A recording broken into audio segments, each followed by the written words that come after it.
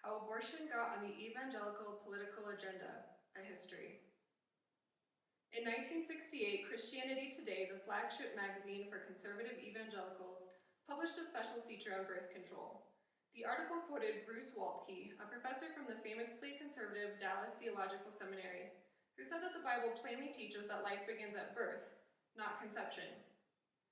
God does not regard the fetus as a soul, no matter how far gestation has progressed, Waltke claimed.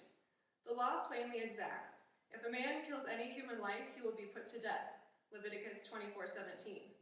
But according to Exodus 21:22-24, the destruction of the fetus is not a capital offense. Clearly then, in contrast to the mother, the fetus is not reckoned as a soul. Physician Jonathan Dudley later wrote an opinion piece for CNN's Belief blog, in which he noted that viewpoint was the consensus among evangelical thinkers at the time. What changed, you might ask? Well, not the Bible, that's for sure.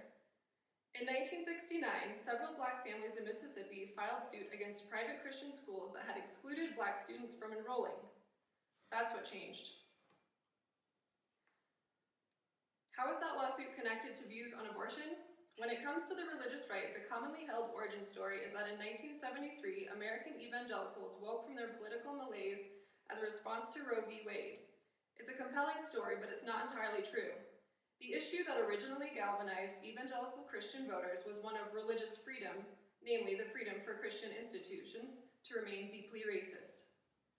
9 years before the suit against racist admission policies of Christian schools in Mississippi, Bob Jones Sr., an evangelist and the founder of the university that bears his name, claimed in a radio address that racial segregation was ordained by God, and that to oppose segregation was to oppose God and God's plan for humanity.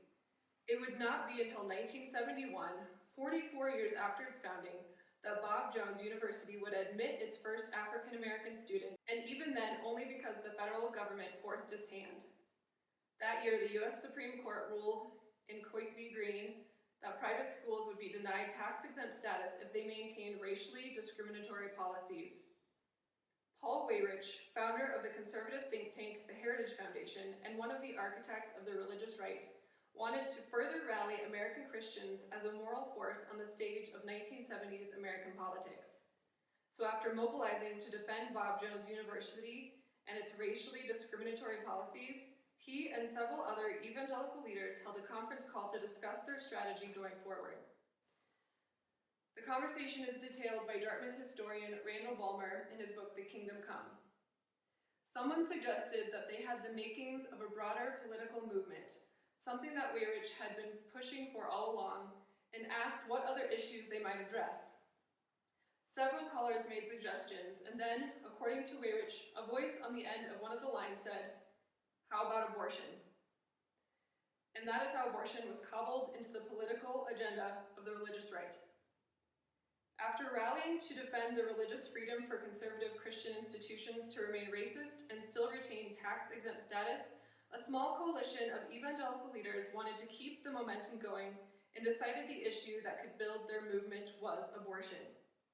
That was the day evangelicals started changing their minds around what the Bible says about when life begins.